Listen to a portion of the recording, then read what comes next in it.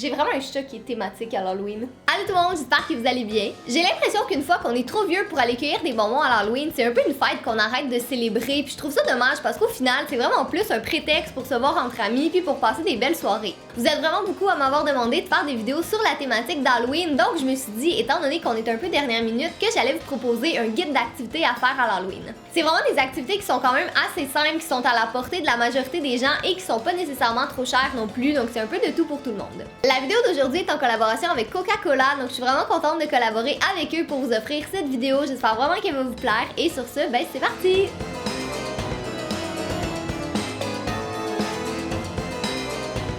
Bon, évidemment, comme j'ai dit, l'Halloween, c'est vraiment plus un prétexte pour se voir entre amis. Donc, les premières activités que je vais vous proposer, c'est des trucs que vous pouvez faire à plusieurs, mais vous n'avez pas besoin d'être nécessairement beaucoup. Ça peut être 2 comme vous pouvez aussi être 20. Si jamais vous êtes le type de personne qui préférez rester à la maison parce que vous aimez un peu moins sortir, il y a quand même pas mal de choix, mais il y a une chose qui est pas négociable, c'est la nourriture. Puis je pense que pas mal tout le monde va s'entendre là-dessus. Il faut de la nourriture, puis principalement à un party d'Halloween, il faut des bonbons. Donc moi, ce que j'aime faire, c'est installer un bar à bonbons, puis ça a tellement pas besoin d'être compliqué. En fait, j'ai juste acheté plein de mes bonbons préférés, des chocolats, du popcorn, des chips, des boissons, puis j'ai mis ça sur mon comptoir. Donc j'ai pris tout simplement des petits bols que j'avais déjà à la maison, puis j'ai arrangé ça de manière quand même cute. Puis sinon, un autre truc que vous pouvez faire aussi, si jamais vous avez un plus petit budget, vous pouvez demander à chacun de vos amis qui amènent leur type de bonbons préférés. Comme ça, c'est gagnant des deux côtés pour tout le monde parce que vous n'avez pas à dépenser trop d'argent, mais pour vos estomacs parce que vous avez juste plus de bonbons à goûter.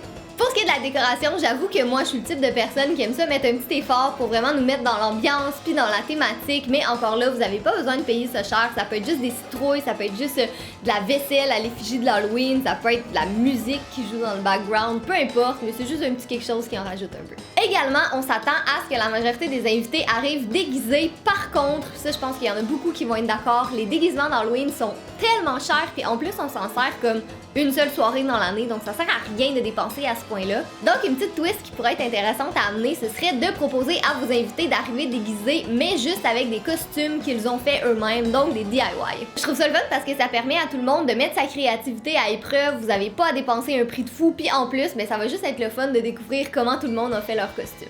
Par contre, si vous êtes le type de personne à ne pas trop aimer les DIY, être moins habile ou c'est juste quelque chose qui vous intéresse pas du tout, vous pouvez quand même garder une thématique. Donc ça peut être juste des costumes de super-héros, juste des costumes de personnages de films ou peu importe. Donc allez-y avec votre imagination, mais ça rajoute juste un petit quelque chose qui va permettre aux gens de se casser la tête un peu plus. Maintenant, si on passe directement aux activités, la première chose qui me vient en tête quand je pense à soirée d'Halloween à la maison, c'est des films d'horreur. Moi, je vous avoue que je suis vraiment une fan de films d'horreur en général, tout au long de l'année, pas juste pour l'Halloween, mais je trouve que cette soirée-là, ça amène vraiment une ambiance qui est tout à fait thématique, et moi je vous avoue que j'adore les vieux films d'horreur comme ceux des années 70-80, je sais pas pourquoi, c'est vraiment mes préférés. Mais il y a des films d'horreur qui sortent à chaque année, donc vous me direz dans les commentaires c'est lequel votre préféré, comme ça si jamais les gens manquent d'inspiration, juste allez lire la barre de commentaires, vous allez peut-être trouver quel film regarder cette année. Un autre truc que vous pouvez faire quand vous êtes à la maison, c'est une soirée meurtre et mystère. Si jamais vous savez pas c'est quoi, en fait c'est un concept qui existe depuis des années, c'est tout simplement un jeu que vous allez acheter et chacun de vos invités va jouer le rôle d'un personnage pendant la soirée, puis le but c'est de découvrir qui est le meurtrier. Donc en fait vous avez toute une histoire, vous avez des cartons qui vous disent quelle phrase dire, à quel moment, puis c'est vraiment comme un gros jeu de rôle qui se passe sous toute une soirée, donc vous mangez en même temps, vous êtes avec vos amis, puis comme j'ai dit c'est pas révolutionnaire, là, ça fait des années que ça existe, mais c'est vraiment cool, puis ça rajoute juste comme un petit quelque chose de différent dans la soirée étant donné que vous êtes pas vous-même puis vous jouez carrément le rôle d'un personnage.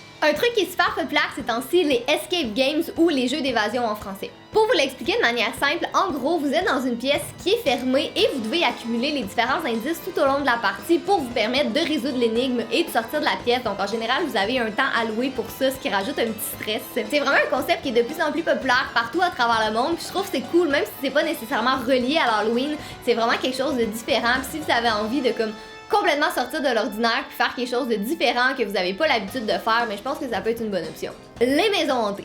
En général, la majorité des villes en organisent au moins une, donc juste faire une petite recherche sur internet pour essayer de trouver laquelle est la plus près de chez vous. Mais est-ce qu'il y a quelque chose de plus thématique qu'une maison hantée au mois d'octobre ou même le soir de l'Halloween? Moi j'avoue que je suis pas quelqu'un qui est nécessairement peureuse, puis j'ai jamais vraiment eu peur dans une maison hantée, donc mon but à chaque année c'est d'en trouver une qui va être vraiment effrayante.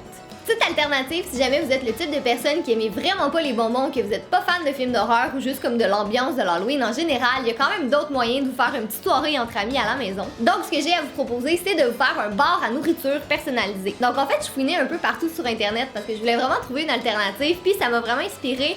Donc sur Pinterest, j'ai trouvé un bar à pommes. Donc c'est vraiment simple, vous avez juste à couper des quartiers de pommes, prendre du caramel ou du chocolat fondu, des garnitures et venir tremper vos pommes dans le caramel ou le chocolat, puis de rajouter des garnitures par-dessus. Donc c'est un petit peu plus santé, mais c'est quand même super le fun aussi. C'est comme une nouvelle manière de faire une fondue au chocolat, donc je trouvais que c'était vraiment cool. Puis sinon, il y a aussi les cupcakes personnalisés. Je connais pratiquement personne qui n'aime pas les cupcakes, donc juste avoir des cupcakes réguliers, avoir du crémage, des décorations, des bonbons pis des choses comme ça, installer ça sur la table, les gens vont faire leur propre cupcake puis ça fait vraiment un party de nourriture.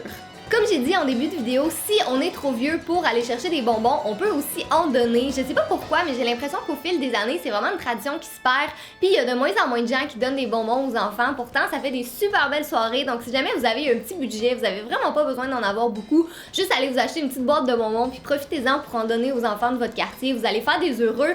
Puis si jamais vous avez rien à faire, ben ça peut vous occuper. Donc voilà tout le monde, c'est tout pour ma vidéo, j'espère que vous l'avez apprécié. Comme j'ai dit, c'était vraiment des idées super simples, mais des fois on a besoin comme d'un petit coup de pouce pour s'aider à trouver quoi faire, donc j'espère que ça va vous inspirer un petit peu. Vous me direz dans les commentaires qu'est-ce que vous avez prévu de faire à l'Halloween, en quoi vous vous déguisez, bref, je veux tout savoir parce que moi je n'ai pas décidé mes plans encore, puis j'avoue qu'on est quand même très proche de l'Halloween. Donc encore une fois, un gros merci à Coca-Cola d'avoir collaboré avec moi pour cette vidéo, j'espère vraiment que vous l'avez apprécié et comme à l'habitude, les liens pour Facebook, Instagram, Twitter et ma chaîne de vlog sont en barre d'informations.